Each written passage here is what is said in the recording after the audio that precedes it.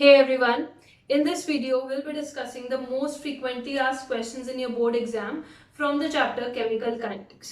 तो Chemical Kinetics के previous year questions को I have divided into 5 main types. ठीक है, तो यूजुअली तुम्हारा जो चैप्टर है वो इन 5 टॉपिक से कवर हो जाएगा और एंड में हम डिस्कस करेंगे कुछ छोटी छोटी डेफिनेशंस, छोटे छोटे topics which are also important which you don't have to skip.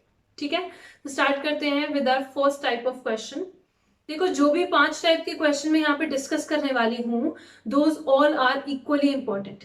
ठीक है, वैसे तो आर्हेनियस इक्वेशन वाला टॉपिक भी काफी इंपॉर्टेंट है, but this year that topic has been deleted, तो उससे हम कुछ भी डिस्कस नहीं करेंगे, वरना उससे बहुत क्वेश्चन पूछे जाते हैं. ठीक है, तो this video is strictly according to the revised latest 2021 syllabus. Alright, तो फर्स्ट टाइप का क्वेश्चन जो मैंने यहाँ पे लिया है that is your graph based question. तो एग्जाम में तुम्हें कोई भी एक ग्राफ दे दिया जाएगा और उस ग्राफ के बेसिस पे तुमसे क्वेश्चन पूछे जाएंगे. ठीक है, तो मैंने यहाँ पे रिसेंटली आस्क्ड क्वेश्चन लिए हैं. ये क्वेश्चन तुम्हारा 2020 में पूछा गया है and this question has been asked in 2019. ठीक है, तो पहले ये वाला क्वेश्चन देखते हैं. देखो, तुम्हें एक ग्राफ दिया हुआ है, यहाँ पे प्लॉट है between the reactant concentration and the time taken, और ये एक स्ट्रेट लाइन कर्व मिल रहा है हमें. राइट, तो क्वेश्चन देखो क्या पूछा है. You have to predict the order of the reaction first. Second, you have to tell what does the slope indicate. यहाँ पे ये जो स्लोप है ये क्या इंडिकेट कर रही है. Right, and third, what are the units of the rate constant. तो यहाँ पे तुम्हें के का यूनिट बताना है, रेट कांस्टेंट का यूनिट बताना है. ठीक है, तो देखो ग्राफ्स जो हैं वो बहुत ज़्यादा इंपॉर्टेंट है. तो जितने भी ग्राफ्स तुम्हारे दिए हैं in your NCERT on the first order reaction या फिर जीरो ऑर्डर रिएक्शन, वो सारे तुम्हें ढंग से रिवाइज कर रहे हैं. ठीक है, ग्राफ डायरेक्टली देके तुमसे क्वेश्चन पूछा जा सकता है. फाइन, तो ये हमें पता ही है कि जब भी रिएक्टेंट कॉन्सेंट्रेशन और टाइम का एक स्ट्रेट लाइन कर्व आता है this is zero order reaction. Right, अगर जीरो ऑर्डर रिएक्शन पता चल गया फिर तुम स्लोप भी बता दोगे फॉर्मूले से और फिर तुम उसका के का यूनिट भी बता दोगे. राइट, ऐसे ही 2019 में देखो क्या क्वेश्चन पूछा गया है. यहाँ पे टी हाफ लाइफ टाइम और आर नॉट के बीच में ग्राफ प्लॉट किया गया है. तो फर्स्ट और सेकंड दो ग्राफ दिए हैं यहाँ पे, और यहाँ पे भी क्या पूछा है, पहले तो ऑर्डर ऑफ रिएक्शन डिफाइन करने को बोल दिया और सेकंड में देखो क्या पूछा है, ऑर्डर ऑफ रिएक्शन. दोनों ग्राफ्स के लिए तुम्हें क्या बताना है, ऑर्डर ऑफ रिएक्शन. ठीक है, तो ये बहुत ज्यादा कॉमन टाइप ऑफ क्वेश्चन है जो पूछा जा सकता है. ग्राफ देके ऑर्डर ऑफ रिएक्शन या किसी और टाइप का भी क्वेश्चन पूछा जा सकता है on the basis of graph only. तो नेक्स्ट काइंड है हमारा टेबल बेस्ड क्वेश्चंस. देखो, टेबल बेस्ड क्वेश्चंस को मैंने दो कैटेगरीज में डिवाइड किया है. First is this, second is this. तो फर्स्ट वाला देखते हैं पहले. This question has been asked in 2019. ठीक है, एक इक्वेशन गिवन है तुम्हें a plus 2b giving c, और एक टेबल गिवन है यहाँ पे जिसमें a की, b की और c की सबकी कॉन्सेंट्रेशंस गिवन है एट डिफरेंट टाइम इंटरवल्स. ठीक है, तुम्हें करना क्या है यहाँ, you have to find the order of reaction with respect to a and b. First thing. Second, you have to write the rate law expression and the overall order of reaction. Third, you have to calculate the rate constant. ठीक है, ऐसा question तुम्हारा NCERT में भी given है वैसे. ठीक है, बहुत इजी क्वेश्चन है. देखो, जब भी तुम्हें किसी एक पर्टिकुलर रिएक्टेंट के रिस्पेक्ट में ऑर्डर ऑफ रिएक्शन निकालना होगा तब तुम्हें दूसरे रिएक्टेंट को कांस्टेंट लेना पड़ता है. ठीक है, कैसे, ऐसा मानो कि तुम्हें बी के रिस्पेक्ट में ऑर्डर ऑफ रिएक्शन निकालना है. ठीक है, तो तुम्हें ए को कांस्टेंट लेना पड़ेगा. ए यहाँ और यहाँ सेम वैल्यू दे रहा है 0.1 और 0.1. राइट, तो ए हो गया इन दोनों जगह कांस्टेंट. तो बी पे और रेट ऑफ रिएक्शन पे क्या इफेक्ट आया इससे, जब ए हमारा कांस्टेंट तब बी 0.1 से 0.4 की तरफ गया, यानी कि बी क्या हो गया 4 टाइम्स. तो हमारा रेट ऑफ रिएक्शन क्या हुआ, देखो 6 इंटू 10⁻³ से 2.4 इंटू 10⁻² गया है, यानी कि the rate has also become 4 times. A को कांस्टेंट रखने पे बी हो गया 4 टाइम्स और रेट ऑफ रिएक्शन भी हो गया 4 times. So the order of reaction with respect to B is going to be 1. ठीक है, ऐसे तुम ए के लिए भी निकाल सकते हो। सो ये हो गया तुम्हारा फर्स्ट कैटेगरी का क्वेश्चन। देखो वैसे तुम्हारा ऐसे भी पूछा जा सकता है यही same question.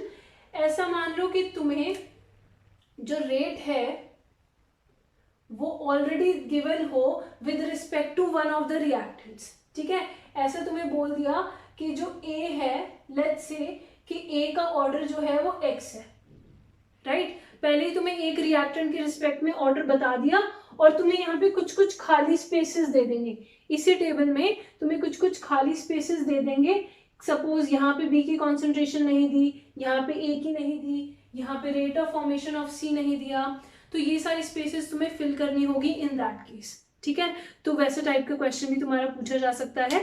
You can check that question in the PDF below, वहां पे मैंने डाला हुआ है। ठीक है, now the second category is ये वाला 2017 में पूछा गया है ये question. This is the equation given N2O5 giving 2NO2 plus half O2, और यहाँ पे टाइम गिवन है और N2O5 की कॉन्सेंट्रेशंस गिवन है एट डिफरेंट टाइम इंटरवल्स। तुम्हें करना क्या है, you have to show that this follows first order kinetics. तुम्हें ये चीज प्रूव करनी है कि ये फर्स्ट ऑर्डर काइनेटिक्स फॉलो कर रही है ये वाली equation. First part. Second, you have to calculate the half life. कैसे करोगे ये क्वेश्चन, देखो यहाँ पे you just have to apply the formula for the first order reaction. Formula क्या होता है, K is equal to 2.303 by T log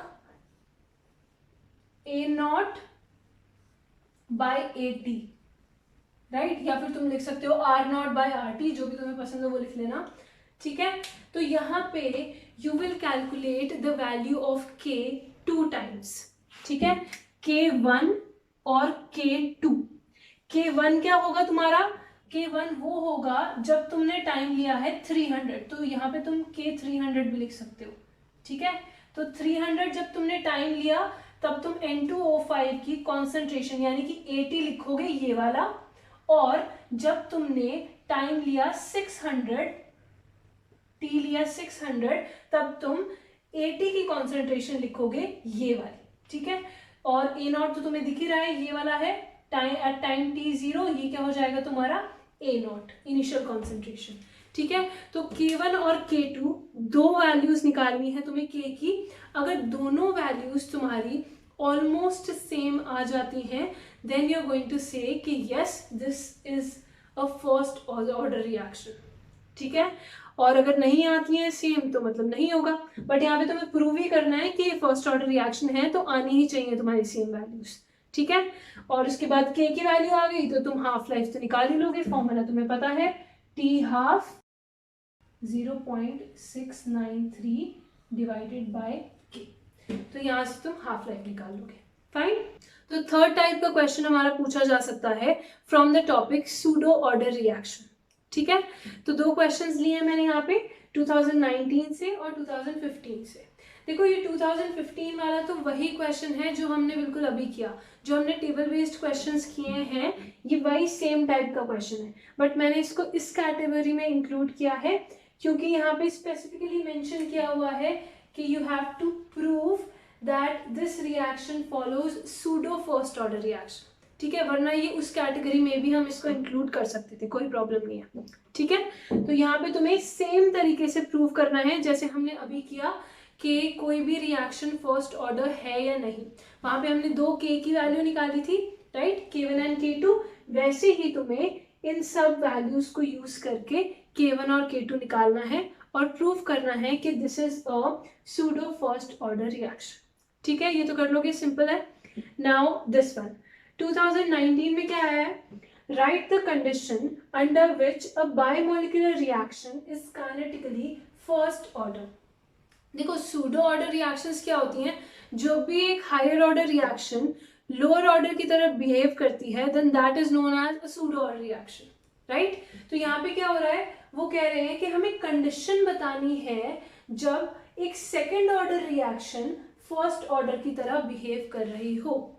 ठीक है, क्या कंडीशन होती है, जो हमारा वाटर होता है that is present in excess, right. Suppose हम हाइड्रोलिसिस ऑफ एस्टर की ही बात कर रहे हैं, तो जो एक हमारा एस्टर हो गया, दूसरा हमारा वाटर हो गया। तो जो वाटर है that is present in excess, तो इसीलिए हम उसकी कॉन्सेंट्रेशन ले लेते हैं कांस्टेंट। फाइन, तो हम ये कहते हैं कि वाटर पे रेट ऑफ रिएक्शन डिपेंड नहीं करेगा, सिर्फ हमारे एस्टर के ऊपर ही रेट ऑफ रिएक्शन डिपेंड करेगा। इसीलिए हमारी सेकेंड ऑर्डर से फर्स्ट ऑर्डर में चली जाती है रेट, राइट। तो फोर्थ कैटेगरी में मैंने यहाँ पे लिया है न्यूमेरिकल्स ऑन फर्स्ट ऑर्डर, ठीक है। तो हर साल मोस्टली तुम्हारा इस टॉपिक पे क्वेश्चन आ ही जाता है। क्या क्वेश्चन पूछा जा सकता है? देखो, तुमसे वैल्यू ऑफ रेट कांस्टेंट पूछ लेंगे, तुमसे टाइम पूछ लेंगे एट अ पर्टिकुलर कॉन्सेंट्रेशन, या फिर तुमसे हाफ लाइफ टाइम पूछ लेंगे। तो तुम्हें बस सिंपली फॉर्मूलाज याद रखने हैं सारे, जीरो ऑर्डर के लिए भी और फर्स्ट ऑर्डर के लिए भी, वेरी इंपॉर्टेंट, ठीक है। तो यहाँ पे देखो क्वेश्चन 2020 का रीड करो। अ first order reaction is 40% complete in 80 minutes, calculate the value of rate constant. तो देखो के पूछ लिया है यहाँ पे, रेट कांस्टेंट, उसके बाद क्या पूछा है, in what time will the reaction be 90% completed. तो एक पर्टिकुलर कॉन्सेंट्रेशन के लिए तुम्हारा टाइम पूछ लिया और वैल्यू ऑफ रेट कांस्टेंट पूछ ली, राइट। एक और क्वेश्चन आया हुआ है 2020 में ही, वो भी पढ़ लो एक बार। A first order reaction takes 25 minutes for 25% decomposition. Calculate T half. तो तुम्हें यहाँ पे क्या करना है, हाफ लाइफ पीरियड कैलकुलेट करना है, ठीक है। तो टी हाफ निकालने को पूछ लेंगे, रेट कांस्टेंट पूछ लेंगे, या टाइम पूछ लेंगे एट अ पर्टिकुलर कॉन्सेंट्रेशन। तो इसी टाइप के क्वेश्चन तुम्हारे आ सकते हैं, न्यूमेरिकल्स आ सकते हैं तुम्हारे फर्स्ट ऑर्डर रिएक्शन पे, ठीक है। तो लास्ट एंड फाइनल कैटेगरी है हमारी, जिसमें the question can be asked from the rate law expression और द रेट ऑफ रिएक्शन, ठीक है। तो यहाँ पे मैंने सारे क्वेश्चंस इंक्लूड करने की ट्राई करी है, जिस भी टाइप के पूछे जा सकते हैं। 2 क्वेश्चन मैंने लिए हैं 2020 से और एक क्वेश्चन मैंने लिया है 2018 से, फाइन। तो यहाँ पे देखो, एक इक्वेशन गिवन है तुम्हें, तो इस इक्वेशन के लिए कुछ एक वैल्यू तो एटलीस्ट गिवन ही होगी। जैसे देखो यहाँ पे क्या गिवन है, rate of formation of C given है, और पूछा क्या गया है क्वेश्चन में, तुमसे पूछ सकते हैं कि क्या तुम्हारा रेट ऑफ रिएक्शन क्या है तुम्हारा, ठीक है। Rate of disappearance of A क्या होगा, rate of disappearance of B क्या होगा, इस टाइप के क्वेश्चंस तुम्हारे आ सकते हैं, फाइन। या फिर बहुत सिंपल क्वेश्चन देखो यहाँ पूछा है, what is the order of reaction. Rate law expression तुम्हें दे दिया और यहाँ पे तुम्हें निकालना है ऑर्डर ऑफ रिएक्शन। कैसे निकालोगे, सिंपली इन पार्ट्स को तुम्हें ऐड करना है, 3/2 प्लस 1/2, इससे तुम्हें मिल जाएगा ऑर्डर ऑफ रिएक्शन, राइट। अब एक और टाइप का क्वेश्चन भी पूछा जा सकता है। देखो यहाँ पे तुम्हें एक पर्टिकुलर क्वेश्चन में कुछ इंफॉर्मेशन दी होगी जिससे तुम रेट लॉ एक्सप्रेशन लिख सकते हो, ठीक है। जैसे इस क्वेश्चन में, a reaction is first order in A and second order in B, तो इससे तुम रेट लॉ एक्सप्रेशन लिख सकते हो, rate is equal to K first order in A है और second order in B, right. This is your rate law expression. तो rate law expression भी लिख सकते हो तुम, डिफरेंशियल रेट इक्वेशन भी लिख सकते हो, राइट। और ऐसे ही तुम ये भी बता सकते हो कि रेट कैसे अफेक्ट होगा जब बी की कॉन्सेंट्रेशन 3 टाइम्स इंक्रीज कर दी। देखो, अगर बी की कॉन्सेंट्रेशन 3 टाइम्स हमने इंक्रीज कर दी तो हमारा रेट क्या हो जाएगा, 3 को 2 टाइम्स है, so this will become 9, right. तो 3 into 3 9 हो जाएगा, तो यहाँ पे 9 टाइम्स हो जाएगा हमारा रेट ऑफ रिएक्शन। ऐसे ही सेकेंड पार्ट में देखो, concentration of A and B both are doubled, अगर दोनों को ही डबल कर दिया तो क्या हो जाएगा, ये 2 टाइम्स और ये भी 2 टाइम्स, तो ओवरऑल इफेक्ट क्या आया, 2 को बाहर लो, यहाँ पे 4 आ जाएगा, तो रेट ऑफ रिएक्शन हो जाएगा 8 टाइम्स, ठीक है। तो इस टाइप के क्वेश्चंस भी तुम्हारे पूछे जा सकते हैं कि अगर तुम्हारे एक पर्टिकुलर रिएक्टेंट की कॉन्सेंट्रेशन को डबल कर दें, ट्रिपल कर दें, 4 टाइम्स कर दें, तो रेट ऑफ रिएक्शन पे क्या इफेक्ट होगा, ठीक है। तो मैंने यहाँ पे सारे इंपॉर्टेंट टॉपिक्स इंक्लूड कर दिए हैं जिससे इंपॉर्टेंट क्वेश्चन आ सकता है। So you can just take a screenshot और पीडीएफ जरूर देख लेना जो मैंने नीचे अटैच कर रखी है इन द डिस्क्रिप्शन बॉक्स, ठीक है। Thanks for watching guys, have a very good day.